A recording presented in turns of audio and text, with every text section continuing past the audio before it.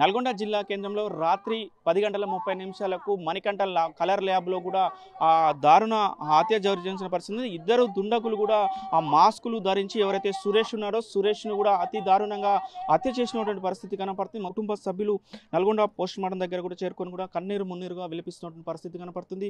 కూడా విలపిస్తున్నటువంటి పరిస్థితి కనపడుతుంది. మొత్తం కూడా సురేష్ చాలా మంచి వ్యక్తి అని కూడా చెప్తున్నారు. సురేష్కు ఎలాంటి గొడవలు లేవు, అయినా కూడా ఎందుకు సురేష్ను హత్య చేయాల్సి వచ్చిందన్న కోణాలు కూడా ఆ పోలీసులు దర్యాప్తు చేస్తున్నటువంటి పరిస్థితి కనపడుతుంది. రాత్రి మాత్రము 10:30 ప్రాంతంలో షాప్ బంద్ చేసుకుని ఇంటికి వెళ్దాం అనుకున్న క్రమంలో కూడా ఈ ఘటన చోటు చేసుకోవడంతో ఒక్కసారిగా నల్గొండ పట్టణం ఉలికిపడినటువంటి పరిస్థితి కనపడుతుంది. మొత్తం కూడా ఫోటోగ్రాఫర్ అసోసియేషన్స్ మొత్తం కూడా ఏదైతే ఉలికిపడ్డారు మొత్తం కూడా దీనికి సంబంధించి పోస్ట్ మార్టం దగ్గరకు వచ్చి వాళ్ళందరూ కూడా వెయిట్ చేస్తుంది. మరి కాసేపట్లో కూడా సురేష్ బాడీకి పోస్ట్ మార్టం నిర్వహించిన పరిస్థితి. మొత్తం కూడా దీనికి సంబంధించి భార్య ప్రస్తుతం 11కి నాకు యాక్సిడెంట్ అయిందని చెప్పారు. వచ్చిన తర్వాత తెలిసింది. మీరు ఎక్కడ ఉంటారు? నెక్రెక్కల్ మాది.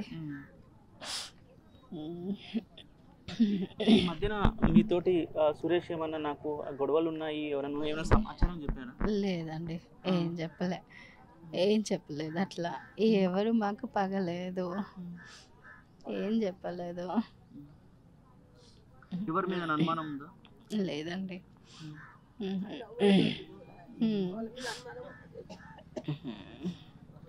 రైట్. మొత్తం భార్య మాత్రము కన్నీరు మున్నీరుగా విలిపిస్తున్న పరిస్థితి ఉంది. ఆమె మాట్లాడలేని పరిస్థితి కూడా ఉంది.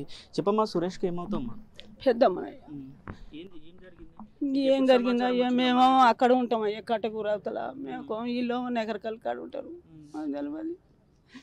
ఎట్లా ఉండే సురేష్ మీతో పాటు? ఎట్లా మాట్లాడు? మంచిగానే ఉండేది, మంచిగానే మాట్లాడేది, మంచిగానే చేసేది. కడుపు సలగా ఉందా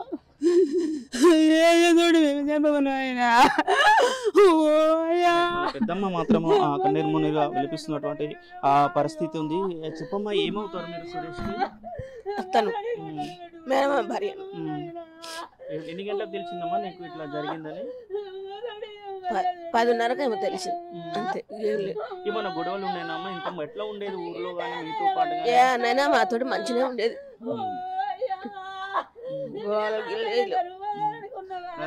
రైట్. మొత్తంగా కూడా చూస్తున్నాము. కుటుంబ సభ్యులు కూడా మాతోటి చాలా సరదాగా ఉండేదని కూడా చెప్తున్నారు. సురేష్ కు మాత్రము ఇద్దరు కుమారులు, ఒకరు బీటెక్ చేస్తున్నారు, మరొక ఇంటర్మీడియట్ చేస్తున్నటువంటి పరిస్థితి. దీనికి సంబంధించి కూడా మొత్తం కూడా నల్గొండ పట్టణానికి సంబంధించిన ఫోటోగ్రాఫర్ అసోసియేషన్స్ వారందరూ కూడా ఇక్కడికి వచ్చినటువంటి పరిస్థితి కనపడుతుంది. రాత్రి జరిగిన ఘటనను తలుచుకొని కూడా వాళ్ళు చర్చించుకున్న పరిస్థితి. మొత్తం కూడా సురేష్ చాలా మంచి వ్యక్తి, ఎక్కడ కూడా ఎవరితో కూడా వెళ్ళడు అని కూడా చెప్తున్న పరిస్థితి. దీనికి సంబంధించిన ఫోటోకి సంబంధించిన అసోసియేషన్ వాళ్ళు ఉన్నారు, వారితో మాట్లాడించే ప్రయత్నం చేద్దాం. సార్ చెప్పండి, మొత్తం కూడా సురేష్ దారుణ హత్యకు గురైన పరిస్థితి కనపడుతుంది, ఎట్లా చూడొచ్చు? చాలా బాధపడవలసిన అవసరం ఉంది. ఎందుకంటే గత 7-8 సంవత్సరాల సంది ల్యాబ్ నడుపుతుండే జిల్లా ఫోటోగ్రాఫర్లందరికీ సుపరిచితుడు. మరి ఇలాంటి వ్యక్తి ఎవరిని కూడా చిన్న మాట కూడా అనే వ్యక్తి ఇలా హత్యకు గురైందంటే మేము చాలా ఖండిస్తున్నాము. మా ఫోటోగ్రాఫర్ అసోసియేషన్ తరపుకెళ్ళి మేము దగ్గర సందర్భం తెలియజేస్తూ, అలాగే పెద్ద ఎత్తున ర్యాలీ చేస్తూ నివాళి అర్పిస్తూ ఎస్పీ గారిని కూడా కలవడం జరుగుద్ది. ఇలాంటి హత్యలు ముందు జరగకుండా చూడాలని పోలీసు శాఖని కోరుతున్నాం. మీకు ఎన్ని గంటలకు సమాచారం వచ్చింది సార్? సురేష్ ఇట్లా హత్య చేయబడిన సమాచారం ఎన్ని గంటలకు వచ్చింది, ఏమనిపించింది? నైట్ 12 తర్వాత మాకు వాట్సాప్లో మా గ్రూప్లో ఫార్వర్డింగ్ జరిగింది. అది చూడగానే చాలా బాధపడ్డాం. చాలామంది మా ఫోటోగ్రాఫర్లు ఎమ్మటే ఇక్కడ అందుబాటులో ఉన్న వాళ్ళందరూ వెళ్ళడం జరిగింది అక్కడికి.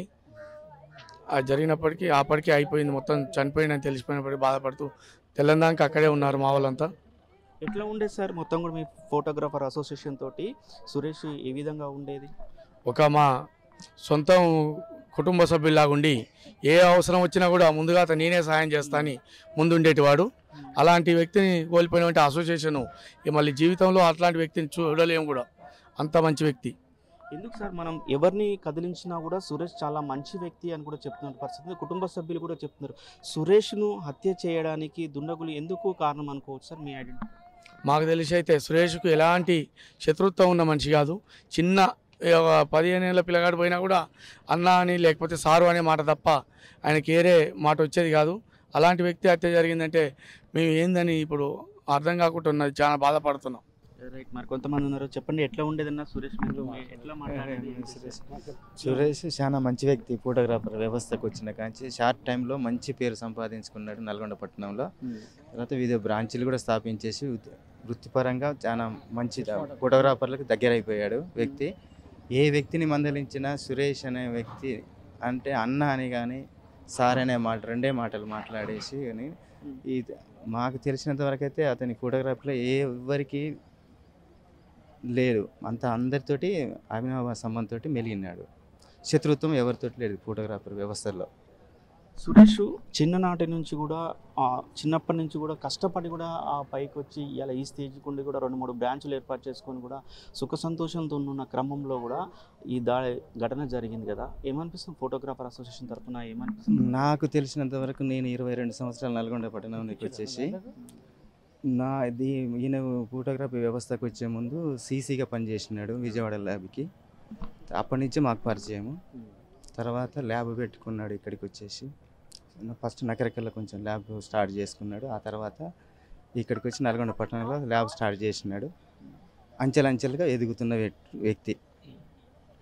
రైట్. మొత్తం కూడా ఫోటోగ్రఫీకి సంబంధించి మరి కొంతమంది ఏంటండి ఏం జరిగింది సార్? మొత్తం కూడా ఎప్పుడు సమాచారం వచ్చింది మీకు? నాకు ఉదయం పొద్దున 6 గంటలకు వేరే మా గోపకృష్ణ ప్రింటింగ్ ప్రెస్లో పనిచేస్తాడు మిత్రుడు ఫోన్ చేసి, అన్న ఇట్లా నరేష్ ఇట్లా అయ్యింది, సురేష్ ఇట్లా అయ్యింది, మీకు తెలుసా అన్న అంటే, నాకేం తెలియదు తమ్మి అంటే, వాట్సాప్లో వచ్చింది చూడన్న అని చెప్పేసి చెప్పిండు. అప్పుడు నేను మా కుటుంబ సభ్యులకు వాళ్ళకి ఇలా ఫోన్ చేశారు. అప్పటికే గ్రూప్లో వచ్చేసింది. మా గదపాడి బ్రదర్స్ గ్రూప్ అని ఉంటుంది మా విలేజ్కి సంబంధించి. ఆ గ్రూప్లో చూసి ఇమీడియట్లీ ఇక్కడికి వచ్చాక ఆల్రెడీ అయిందండి. సురేష్ ఆ గ్రామంలో కానీ అదేవిధంగా బంధువుల మధ్యన కానీ ఎట్లా ఉండేది? ఇతనికి ఇంతకుముందు గతంలో ఏమన్నా గొడవలు లాంటివి ఏమైనా ఉండేనా? సురేష్ ఎప్పుడు కూడా మా గ్రామంలో లేడు. ఎందుకంటే మా బాబాయ్ 85లో నగరకల్కి వెళ్ళిపోయి తను అక్కడ సెటిల్ అయ్యి అక్కడే బతికిండు. దాదాపు మా విలేజ్లో కొద్దిమందికి మాత్రమే పరిచయం సురేష్. ఈ మధ్య కాలంలో ఒక 3-4 సంవత్సరాల సంది మా రిలేషన్లో కలుస్తున్నాడు. ఒక 2 months క్రితమే మా చిన్నమ్మ చనిపోతే కూడా మేము బ్రదర్స్ అందరం కూడా పోయి అదంతా చూసుకొని చేసినాము. ఎక్కడ కూడా తను ఎవరిని నొప్పించే వ్యక్తి కాదు. చాలా సౌమ్యుడు, నిమ్మలంగా ఉండేటోడు. మరి ఇట్లాంటి దారుణమైన పరిస్థితి వస్తుందని అయితే మేము ఊహించలేదు. ఎందుకంటే మాకు ఉన్న సమాచారం కూడా ఏ ఫోటోగ్రాఫర్ని అడిగినా ఎవరిని అడిగినా ఆయన ఎవరితో గొడవ పెట్టుకునే వ్యక్తి కాదు. చాలా నిమ్మలంగా మాట్లాడేటోడు. పని విషయంలో కానీ డబ్బుల విషయంలో కానీ ఎక్కడ కూడా ఇబ్బంది పడేటోడు కాదు. అంత మంచి వ్యక్తిని ఎందుకు చంపాల్సి వచ్చింది ఏంది అనేది ఎవరికి అంతుపట్టని విషయం ఉన్నది. దీని వెనకాల ఏమి కుట్ర ఉందా లేకపోతే ఏం జరిగిందా అనేది ఇది ఖచ్చితంగా పోలీస్ డిపార్ట్మెంటు ఛేదించి దీని వెనకాల ఉన్న దోషులను బయటికి లాగి వాళ్ళను చట్టపరిధిలో వాళ్ళకు కఠినమైన శిక్షలు వేయాలనేది అలా కుటుంబ సభ్యుల తరపున మేము కోరుచున్నాం. రైట్. మొత్తం కూడా వాళ్ళకు సంబంధించిన సురేష్కి సంబంధించిన ఆ బాబాయ్ కూడా మాట్లాడుతున్న పరిస్థితి ఉంది. సురేష్ చాలా మంచి వ్యక్తి. ప్రతి ఒక్కరితో కూడా కలిపి మాట్లాడుతున్నటువంటి ప్రతి ఒక్కరిని కూడా మర్యాద కూడా మాట్లాడుతూ మందలిస్తున్న వ్యక్తి. ఈరోజు హఠాత్మరణం ఏదైతే దుండగుల దాడిలో కూడా చనిపోవడం చాలా బాధాకరం అని కూడా చెప్తున్న పరిస్థితి. ఏది ఏమైనా కూడా ఎవరు చేశారో ఎలా చేశారో అది మీద పోలీసులు మొత్తం దీని మీద పూర్తిగా లోతుగా విశ్లేషణ జరిపి న్యాయం కుటుంబ సభ్యులకు న్యాయం చేయాలని కూడా కోరుతున్న పరిస్థితి కనబడుతుంది. మొత్తం నల్గొండ ప్రభుత్వ ఆసుపత్రిలో ఒకసారి చూస్తున్నాం మనం. నల్గొండ ప్రభుత్వ ఆసుపత్రి మొత్తం కూడా ఆ కుటుంబ సభ్యులతో కూడా విలపిస్తున్నటువంటి పరిస్థితిగా ఉంటున్నారు. మాకు ఎలాంటి ఎవరితో కూడా శత్రుత్వం లేదు, ఎవరితో కూడా పగలు లేవు. అయినా కూడా ఎందుకు మా మీద మా భర్తను ఈ విధంగా హత్య చేశారని కూడా సురేష్ భార్య కూడా కన్నీరు మున్నీరుగా విలపిస్తున్న పరిస్థితి ఉంది. మొత్తం కూడా సురేష్ నాకు నల్గొండ, నకరకల్, మిర్యాలగూడ ప్రాంతాల్లో కూడా ఈ కలర్ ల్యాబ్కి సంబంధించిన బ్రాంచ్లు కూడా ఏర్పాటు చేసుకున్నారు. ఏర్పాటు చేసుకొని జీవిస్తున్న క్రమంలో కూడా సురేష్ చిన్నప్పటి నుంచి కూడా చాలా సీసీ నుంచి కూడా పైకి వచ్చిన వ్యక్తి. విజయవాడలో ఉన్నటువంటి కలర్ ల్యాబ్లో కూడా అందులో వర్కర్గా పనిచేసుకుంటూ వచ్చి ఈరోజు 3-4 బ్రాంచులు ఏర్పాటు చేసి ఉన్నత స్థానంలో ఉన్న క్రమంలో కూడా దుండగులు మాత్రం రాత్రి పొడిచి అతి దారుణంగా హత్య చేసిన పరిస్థితి కనబడుతుంది. మొత్తం కూడా దీనిపై కూడా పోలీసులు కూడా పూర్తిగా దర్యాప్తు చేసి కుటుంబ సభ్యులకు న్యాయం చేయాలని కూడా వారు కోరుతున్న పరిస్థితి కనబడుతుంది. ప్రపంచంలో ఏ మూల ఏ క్షణం ఏం జరుగుతుందో వేగంగా తెలుసుకోవడానికి తొలి వెలుగు వాట్సాప్ ఛానల్ని ఫాలో చేయండి.